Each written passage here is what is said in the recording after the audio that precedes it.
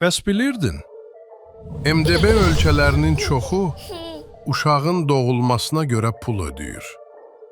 Gəlin kimin nə qədər pul verdiyinə baxaq. Rusiya $333, üstəgəl ana kapitalı $8500. Belarus ilk uşağa $1440 və $2000 qədər növbəti uşaqlara. Qazaxıstan ilk 3 uşaq üçün $283, dördüncü və sonraki uşaq üçün $469.